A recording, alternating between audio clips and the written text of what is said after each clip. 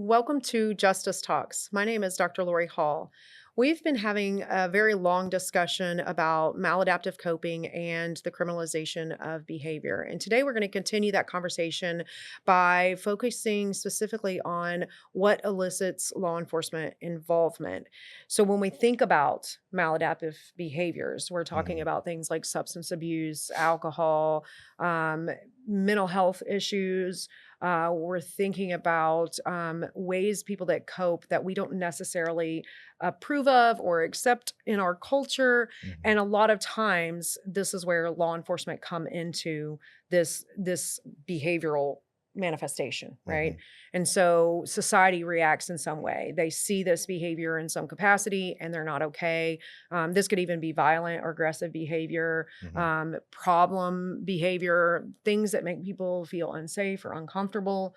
And so, can you talk a little bit about those times that you're called to calls for service, or you just are, driving around and you notice things that are kind of off Mhm. that really kind of elicit law enforcement reactions? So, and these kind of go hand in hand with you driving around or you might get a call. Sometimes you have subjects that'll be, out on a sidewalk yelling and screaming at whoever happens to walk by, right? And it doesn't matter. You can't even understand half of what they're saying, right? But they can tend to be a little bit aggressive, right? So they're having some type of, whether it's a mental episode or they're high on something, and they start going into some type of manic state, and everybody starts becoming a potential threat, or they look like somebody that they don't like, whatever the case may be, or they're out in the middle of the street yelling and screaming at cars as they're driving by. And so, of course, that creates a safety hazard because they're walking out in the middle of major roads, like whether it's a 4-lane road or whatever else. So we'll get called out, and a lot of times it'll be titled something to the effect of like a mental subject, Mhm. or a disorderly conduct, something along those lines. And so once as we approach, we're looking at the call notes, and they're usually describing the individual. Obviously, they're going to be describing the general behavior. Okay, well, he's yelling and screaming at people, but he hasn't threatened anybody. He's just being really aggressive. And so when we show up, we're just going to try to make contact and just try to gauge, obviously, what exactly is going on. And usually, relatively quick, we can kind of figure out, okay, is this a mental issue that we're dealing with, or is this a potential substance abuse issue? And it's kind of difficult because those aren't really like obviously identifiable. It Mm, usually takes a few minutes of talking to them, where they'll have certain habits, like a lot of people that that are shooting up a lot, they start scratching the inside of their arms, things mhm, like that. Um, we there's other things, like sometimes when they're lifting their head up, you can actually see the pulse in the carotid arteries, and so that'll kind of indicate, okay, we're probably dealing with somebody that's high on something. And our job at that mm, point, well, first off, is to get them safe, get them out of the middle of the road or whatever else, and try to figure out what's going on. Because the reality is too, just because they're walking up and down the sidewalk yelling and screaming at people doesn't necessarily mean that they're breaking any laws.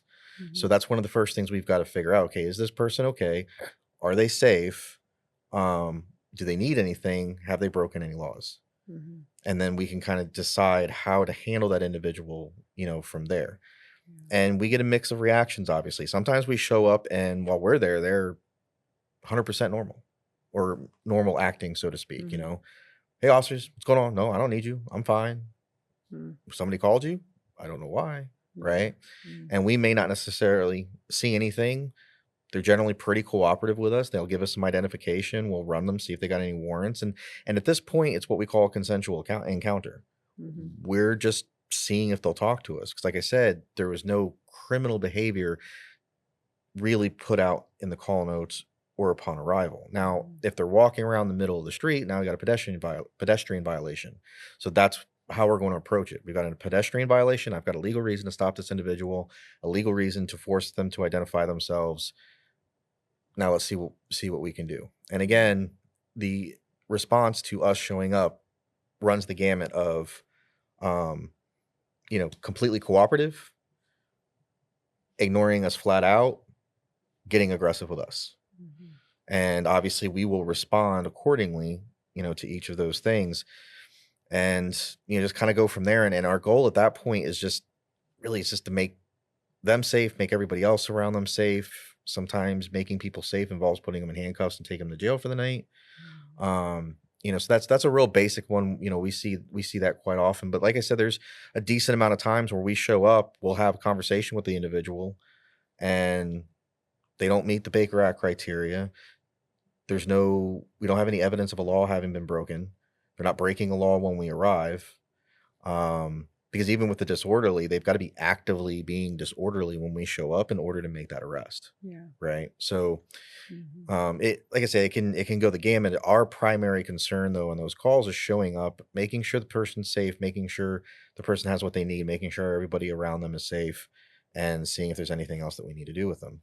Yeah. So you bring up a really good point. Law enforcement do interact with a lot of individuals that have co-occurring disorders. So these are Mhm. individuals that have both substance use disorder as well as mental health disorder. And like, do you have specific training that helps you to identify those things, differentiate between those? Is there anything that you're getting, or is it like an on-the-job kind of training? It's more on the job. So like I said, I mean, as you're talking to them, sometimes you can kind of figure out based on certain mannerisms, certain things that they might say, whatever else. Okay, this person's more than likely high versus just having a mental state, right? Mhm. Or a mental break of some sort. But in reality, I'm not a medical professional by any way, shape, or means. So it's based more in that instance off of experience, learning how to talk to people and learning how to pick up on certain cues. It more than likely is this, or more than likely is that, based on what I'm seeing. Mhm. You're probably not going to be able to differentiate that too well in the first 2, 3, 4, 5 years, to be honest. I mean, it takes Mhm. a while. And just because I say I can differentiate doesn't mean that I'm going to walk up to somebody tomorrow and be able to tell, are Mhm. they high or are they in a mental break? Mhm. Like I said, it's just a matter of a Yeah. totality of circumstances and observations that I make. I think it might be this. But as I'm Mhm. talking to them, I'm also going to flat out ask them, are Mhm. you on anything? Have you taken anything recently? Or I'll smell the alcohol, Mhm. right? Or like I said, I'll see the carotid artery when they look up, and I'll be okay, that's a pretty good indicator that he might be high, but he also might just be so elevated, right? Mm. That his blood is just pumping. And so you get Mhm. that. So like I said, it's not a science, and it's not really a specific training we go through. The training that we go through is de-escalation. Mhm. How can I bring this individual down to affect the lawful objective that I have in that moment, whether it just be to get them to move along, or evaluate for the Baker Act, investigate a crime, whatever the case may be. My initial job is bringing that individual down to, hopefully, to a point that I can actually have a conversation to figure out exactly what is going on. Mhm. And you'd be surprised how often it's like, hey man, are you on anything? Yeah, man, I I smoke smoked some crack like 20 minutes ago. Mm. Okay, do you have any on you right now? No, can I search you? Sure. Mhm. And then, we search them. You'd be surprised at how often that actually happens. And there's other times where, like, ain't none of your business. I'm fine. I don't need you. Right. Mhm. So, So can you talk a little bit about, because like you're talking about like when you are, either called to the scene or you're driving by and you kind of notice some problematic behaviors. A lot of people talk about maladaptive behaviors as being something that should be treated by healthcare professionals mhm. or social workers, right? Mhm. But there's an obvious like social reaction. People are calling you because they feel uncomfortable, they feel Mhm. unsafe, or they're concerned for these individuals, like what's going on. And you mentioned a little bit about like, there are times where there's just really nothing that they've done, right? Mhm. They haven't broken any laws, and you kind of like have them move on, right? Mhm. um, so can you talk a little bit about the concerns or the issues with the public outrage on both sides, right? Mhm. So the public want you to do something about it, but then Mhm. the other part of the public is like, leave people alone. Mhm. You know, like how do you manage that? How do you balance that? Like, what are you thinking about when you come into these calls? Well, I'm myself, and I try, to kind of teach or train or mentor the officers under me. is to try not to think about the social outrage one way or the other. We have general orders, we have policies, state statute, the Constitution, all these things, ethics, all these things guide, how we're kind of supposed to handle a situation from one day to the other. If we're called out there as a call for service, that is our primary job. Our primary job Mhm. is calls for service, especially in, the busier cities, right? So if we're getting called out there, I got to go out. And I think a big misconception that I think a lot of civilians have is that when I see a cop out with some random person on a sidewalk or in the middle of the street, oh, they're out there just messing with that person where they Mhm. got out there by them on their own, which does happen. Obviously, we can do consensual counters, or we see problematic behavior that we're like, hey, maybe we should. And to clarify, when I say problematic behavior, I'm not talking about the guy walking down the street or on the sidewalk rather, legally walking on the sidewalk, screaming at cars as they go by, but he's staying safe and he's just walking, he's not bothering anybody. I'm gonna look at him, watch him for a second. Okay, he's not doing anything illegal, and I'm gonna move on.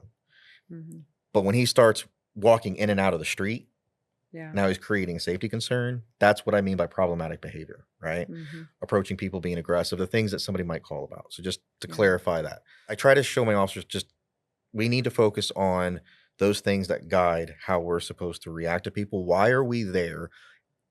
And what, if anything, can we do about the Mhm. situation? Um, we like I've mentioned before, no, I am not a medical professional. I am not a mental health professional. I have a certificate in mental health counseling. I have studied forensic psychology. Um, I've done little things on my own here and there. Some of the training that I've done has included some type of like behavioral, you know, analysis or, understanding different mental disorders, things like that. But I can't diagnose anybody. And you're definitely, even if I could, you're not going to diagnose somebody in a 10-minute conversation Mhm. out on the street. So my focus is, why was I called out here? Is there anything I can do about it? And Yeah. that's what I try to, get the officers to understand. And so the training that we get has to do with the de-escalation. Like I said, like if you got somebody that's, out of 10, okay, how do I bring that person down to at least a 5? Let's see how far I can bring them down so I can actually have this conversation with them. And so a lot of that becomes an experiential thing. You learn how to talk to people that are in elevated states. Um, which involves, if somebody is screaming, right, at a 10, I'm Mhm. going to talk to them at a 2. Mhm. Hey man, you know, now if their attention starts to divert, I might be, hey, man, right here, talk to me, right? But I'm going to try to talk to him kind of down here a little bit because generally speaking, when you have somebody that's screaming and then you try to talk to them at a lower volume, they will come down with Is you. this part of the de-escalation training, This or is is this just like a no, unique this is this is this is characteristic? part of it. This is Okay. so going through the academy, going through post academy, going through field training. These are kinds of things that we try to teach the officers. Hey, this is a good technique to try to Mhm. bring people down. Does it always work? Of course not. Right. It's a tool in the toolbox, Mhm. right? And then once we can bring them down, like I said, and then we can start having that conversation, we can determine, okay, do they meet Baker Act criteria or Mhm. whatever else is going on? Are there any services we can offer them? Like in the Mhm. city of St. Petersburg, they have the PATH unit, Yeah. which helps out the homeless and whatnot. So maybe we can call one of them to help the individual out. So it's just training specific for mental health disorders, no. Yeah. Now a lot of Do y'all do the crisis intervention training? we do, yes, yeah, we do Okay. crisis intervention training, but again, that is more about understanding mental health disorders, understanding what the resources are that are out there, Mhm. and basically understanding how a Baker Act works. Mm. Like what are my left and right lateral limits with that, Mhm. Um, because a mental health professional, can quote unquote Baker Act somebody a lot easier, Yeah. um, I would think, than I can. We just have very specific criteria. Are they making threats? Are they a danger to themselves or anybody else? And without any kind of intervention, are they at dangers of hurting themselves? Mhm. Right. And that could be they're not, we have a known medical or mental health diagnosis and they're not taking their medication. Right. Mhm. Um, they've verbally said, well, the reason I keep stepping out into the street is because I'm thinking about jumping out in front of a car, Yeah. right? So, those are the kind of things that we're looking for. It's really baseline stuff. Now, some Mhm. departments are starting to implement bringing in social workers and people that are a little bit better trained in that realm to deal with non-violent situations. I know the St. Petersburg Police Department has their navigators through the call program, Mhm. and they will go out, for mental subjects that are nonviolent and try to offer services and see maybe they, because they have the ability to Baker Act folks as well. But the moment that person becomes violent or threatening, the Yeah. officers are going right back out there because they're not trained to handle, the physicality of the job. They're just out there to, Yeah. for the talking. And kind of like on this idea of like the public outcry, the social reaction when we experience maladaptive behaviors in some capacity, whether that's drugs, alcohol, violence, aggression. Mhm. Um, as members of the public, we're concerned about this, right? Mhm. And we want something to be done, but Mhm. we don't really have an infrastructure really to deal Mhm. with this. So we call law enforcement, Mhm. right? And then law enforcement are saying, we're not the people, right? Mhm. We can't really respond to this in the ways that it needs to be responded. And we still don't have the infrastructure that we need to be able to even put these people into contact with the services that they need. Right. Um, so there's like a disconnect there, right? People are calling Mhm. law enforcement and they're saying these people need help. But then at the same time, when law enforcement do the job that they are trained to do, right? Mhm. You go there and you're assessing safety. You go there and you assess whether or not there's, a legal basis for arrest or intervention of any capacity. And then when you do that, right? When you identify, oh, well, this individual has drugs or this Mhm. individual is a safety threat, right? And then you act. Well, we didn't want you to do that. We didn't want you to arrest them. Mhm. We wanted you to get them medical help, right? Or to provide them services. But yet we don't have that infrastructure really built. And we're like at this beginning stages, especially like with the call program. Mhm. And then even then, we're still met with challenges because the call program is limited, right? Once violence enters that situation, it reverts back to law enforcement. Mhm. And so we've got kind of this like really odd, interesting way of trying to figure out how to solve these issues that we're struggling with maladaptive behaviors, and we just revert to law enforcement. Well, law enforcement, over time has become the catch-all. Yeah. Depending on what's going on, during that day, I've been a sergeant. I've been just a regular officer. I've also been a social worker. I've been a counselor. I've been a marriage counselor.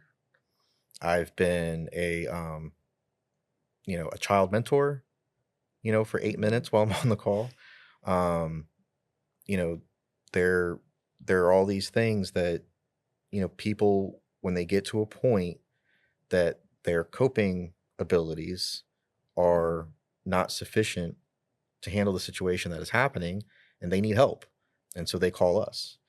And, and sometimes, yes, we go out there and it's like, I think I've said it before. I can't, like, your 8-year-old child, I'm not going to fix them in 8 minutes. Like, Yeah.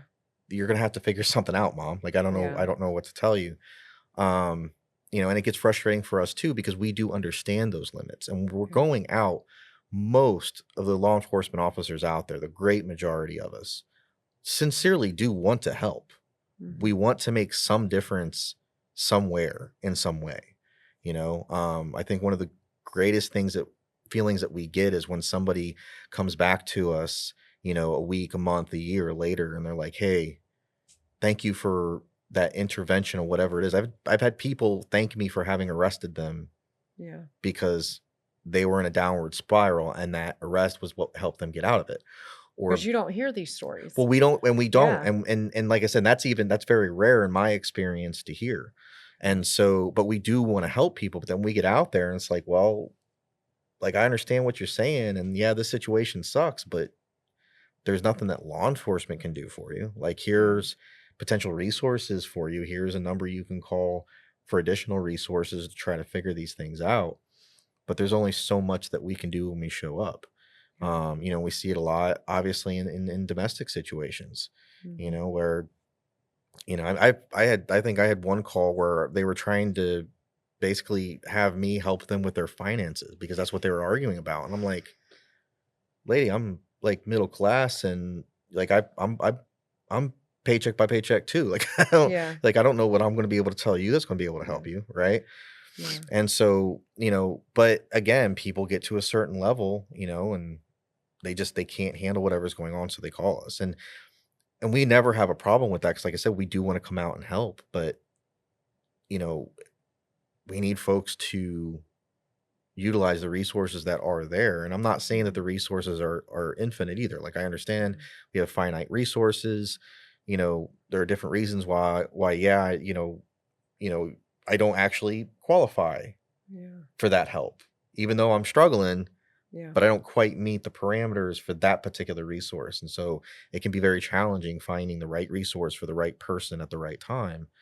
Mhm. So again, Yeah. they call us. I mean, Yeah, and so like you mentioned, you become that catch-all, and I think I don't I would probably say that we can agree that law enforcement handle a majority of things that revolve around ineffective coping, where law enforcement are being asked to intervene mhm. and help figure out how to properly, effectively, adaptively cope. Um, but yet, that's not really the job we've given law enforcement to do, even though we've asked them to do it. Well, no, I mean, what is law enforcement out there to do? We're there to enforce the laws. We're there to deter crime. You know, did you commit a crime or not? If you did, or if I have evidence that says that you did, okay, I'm going to arrest you, and then they'll try you in court to determine whether you actually committed or not, right? Yeah, Or I'm going to drive around this neighborhood and make sure I'm visible in order to deter anybody from doing anything shady, yeah, right? Those are the things that really that's why we're here. But when you have folks that yeah that they can't cope, and I would agree to that a great majority of them, of the things that we have to deal with has to do with the lack of the ability to cope. Things they let things go too long, they let things get out of hand, and eventually yeah, that pressure pops, mhm, and they're in a situation that they just can't handle. And then yeah, when you're talking about folks that are, having mental health disorders that aren't getting their proper care, they get to a point where, yes, it becomes dangerous, it becomes violent. And so now they're calling us out there. Hey, my brother is having a mental episode. He's schizophrenic, bipolar. I'm pretty sure he's self medicating with coke, marijuana, whatever, but he's having a mental break now, right now, and he's like throwing chairs around the house. And then we walk in there and we're talking to him, trying to calm him down. And then he bum rushes one of the officers. yeah, And next thing you know, we're tasing him and putting him in handcuffs. And now the sibling is screaming at us, hey, that's not why we called you here, like you were saying before. It's like, mhm. well, we know that's not why we came. But this is, but It's here's where we're escalated. at, Yeah, you yeah. know? And so, yeah. And I think that's the biggest hurdle when we start thinking about maladaptive behaviors and expecting law enforcement to handle this because while maladaptive behaviors don't always, they're not always criminal. When you start to involve law enforcement, they can get there really, really quick and they can escalate really, really quick. And so I think that we have to do a little bit more in terms of like deciding how we want to deal with this because there's always a social reaction Hmm. to these maladaptive behaviors. We're not okay with it, but Hmm. yet we don't know how to adequately deal with it. And like, we've mentioned, we just thrust it onto law enforcement and say, here, you figure this out.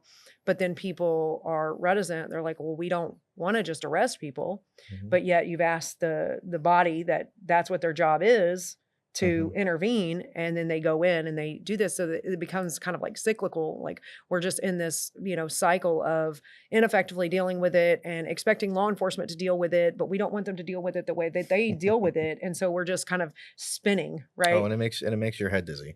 And there's a lot of departments, like I said, like St. Petersburg Police Department has the call program. They're trying Yeah. things, right? They're trying to think Mhm. out of the box. I know some departments have mental health units where it's an officer and like a psychologist. There's not, a mental health professional Mhm. that their job is to respond together to calls like that. That in some other cities that they seem to have some success with, but Yeah. a lot of that again comes down to the infrastructure. It comes down to the resources. Do we have the money for that? Yeah. You know, um, because I mean, let's be realistic. You go to the job, you go to college to earn a master's degree or maybe even a doctorate in some type of mental health area, and now you're making $60,000, $70,000 a year to drive around in a patrol car and watch your officer partner fight the guy that you just came out and tried to talk off of a ledge. Yeah. So where is that Yeah. balance? And I mean, I don't have Yeah. obviously the solutions. I mean, I would definitely like to see the resources, there be more resources, better funded resources out there that can at least help these folks after we're involved. Because Yeah. once we're involved, we're involved. Like it's Yeah. hit a certain point. But one of the other things that frustrates us is, when we Baker Act the same individual 4 or 5 times in a month Yeah. because they get Baker acted, they go to the mental health facility, they're there for 2, 3 days, they get dosed up for a little bit, they come out, they refuse to take their medication because no, I'm fine now, I don't need it. And then several days later, they're having another Right. mental episode. So now we're back out there Baker acting them again. Or the individuals that, we arrest you for whatever it is, we take you to jail 2, 3 days later, maybe even that night, you're Yeah. back out on the street doing the exact same thing, and we're arresting you again Yeah. for the same thing. Yeah. And, like I try to tell my officers, like, look, it is what it is. If Yeah. you've got the criteria, do the Baker Act. If you've got the PC, make the arrest. Don't worry about what Mama Joe and Yeah. Brother Mark are thinking about it. Just follow your guidelines, follow your policy, stay within ethical boundaries. Mhm. Totality of the circumstances, right? That's the big Mhm. word. What can you do? What can't you do? And make a decision. Yeah. And then, we just kind of go from there and try to provide or, you know, offer resources as we can. Yeah. And I think that idea, like, we're just circling, as it's a collective thing as a society. We're trying to Mhm. figure out how we deal with this, what's the appropriate response, who's going to respond, and what resources can we provide. And so I think that conversation is long, lengthy, and it will be ongoing forever. So thank you for joining me again, and I look forward to next time. Thank you.